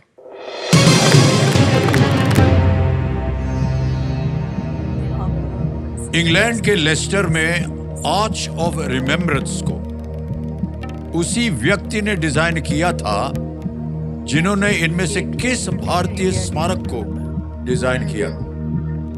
The Arch of Remembrance in Leicester, England was designed by the same person who designed which of these Indian monuments? Options: A, Victoria Memorial; B, Gateway of India; C, Fort St. George; D, India Gate. Gateway of India. Arch of Remembrance. So it cannot be Arc of Remembrance. So it has to be Victoria. Same person has designed. The Arch of Remembrance in Leicester, England. Victoria Memorial. Designed the same person who designed which of these Indian monuments?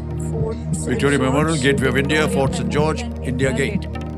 या तो Victoria memorial होगा या तो India gate होगा. India gate भी हो सकता है. India gate. That could be the. We need a lifeline. I think sir हमें एक लाइफलाइन लेने चाहिए. Lifeline? इस पे. Okay. जी. क्या करेंगे? संकेत सूचक. अगर आप इसमें कंफ्यूज हो गए तो फिर अब हम कैसे करेंगे? वो डिजाइन बताएंगे ना. We will audience poll is what I want. ठीक है. Whatever. And then. Audience poll लेंगे? Yes. ऑलराइट, ऑडियंस पोल को अंकित कर दिया जाए कंप्यूटर जी. एक और बारी आ गई आपकी, और जिस वजह से आपको जीवित किया गया था वो उसको जीवित रखिएगा भाई साहब और देवियों. And your time starts now.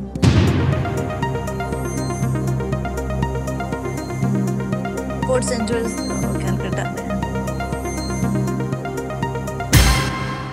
Gateway of India, India Gate. Oh, India Gate को मिले हैं 58%, विक्टोरिया मेमोरियल को मिले हैं 42, 0% बी और सी को दिया है.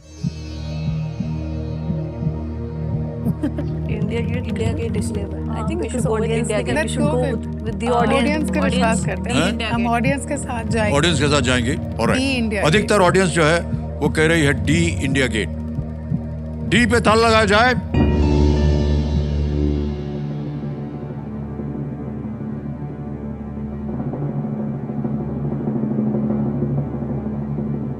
नहीं, बचा लिया इनको. बिल्कुल सही जवाब है. Thank you. Thank you.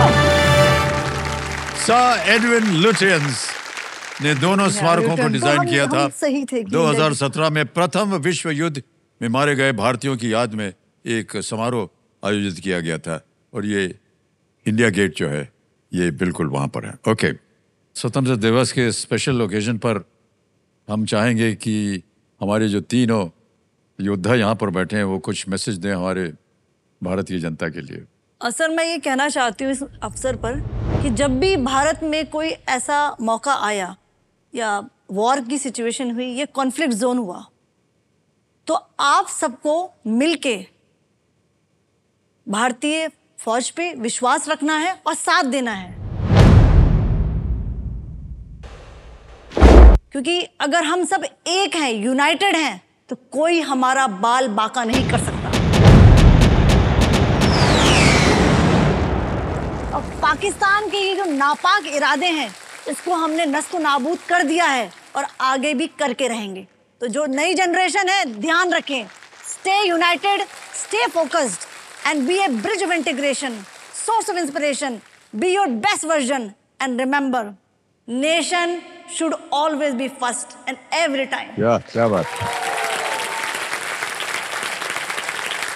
भूमिका ji, any message for the nation?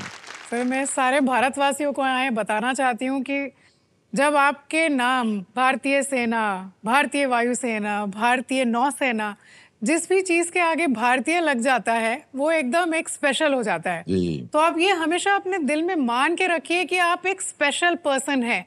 आप एक स्पेशल भूमि में आपने जन्म लिया है और आपको कुछ स्पेशल करना है.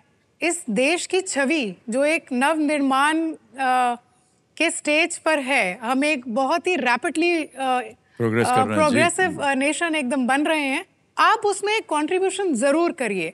आई really appeal to everybody sitting here and who is watching the show sir, आप ऐसा कीजिए कि एक भारत एक मिसाल बन जाए दुनिया में कि अगर आपको ट्रैफिक रूल्स फॉलोइंग देखना है तो भारत में जाके देखिए, सफाई अगर देखनी है तो भारत में जाके देखिए, खूबसूरती अगर देखिए तो भारत में जाके देखिए, एकजुटता अगर आपको देखनी है तो भारत में जाके देखिए. हमें अपने भारत को एक ऐसा मिसाल बनाना है, मिसाइल्स भी बनानी है, लेकिन ऐसा मिसाल बनाना है कि सब हमें पहचाने. अरे he is an Indian, she is an Indian. I think ये जज्बा हम सब में आना चाहिए। प्रेरणा जी, आप कुछ कहना चाहेंगे? मैं हर एक भारतवासियों को कहना चाहती हूँ कि भारत बहुत स्पेशल है, और ये स्पेशल क्यों है, हम सब की वजह से है। सो आपका कंट्रीब्यूशन जो भी हो, आप कौन से भी फील्ड में हो, ऐसा कंट्रीब्यूशन करे that the nation remembers your contribution. And finally सारे जहां से अच्छा हिंदुस्तान। Well done. ओके, अब हम खेल की ओर आ जाते हैं वापस। अब आ रहा है आपके सामने 50 लाख रुपए का प्रश्न। ये हूटर बताता है कि खेल खत्म, पैसा हजम। तो बहुत बहुत धन्यवाद आप सब लोगों का। और इनकी जीती हुई जो धनराशि है 25 लाख रुपए, ये भी मैं डिजिटली ट्रांसफर कर देता हूं अभी इस अकाउंट में। फंड ट्रांसफर आया, 25 लाख रुपए भर दिया, ओके किया, कंफर्म किया, और यकीन मानिए अभी इसी वक्त 25 लाख रुपए पहुंच गए। बिल्कुल जल्दी, आसान और सेफ तरीके से। मेरे पास तो शब्द नहीं है कि किस तरह आप लोगों को धन्यवाद दूं। इतनी सारी जानकारी मिली, गर्व तो था ही पहले से ही, लेकिन आज आप यहाँ उपस्थित हुए, आपने इस मंच का गर्व जो है एकदम ऊंचा कर दिया है। इस बात को हम कभी नहीं भूलेंगे, और हम आपको और सबको अपनी सब की ओर से बहुत बहुत बधाई और अभिनंदन करते हैं। Thank you sir.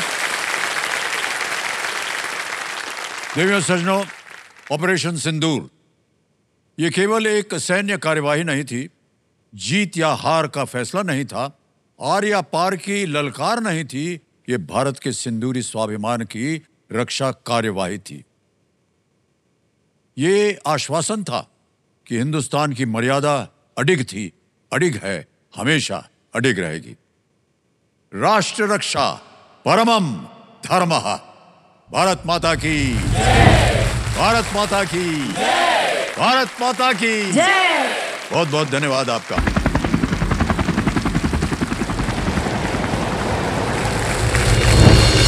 Thank you.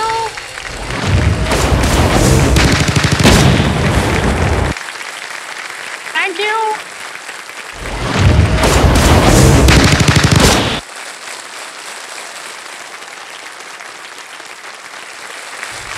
Bharat माता की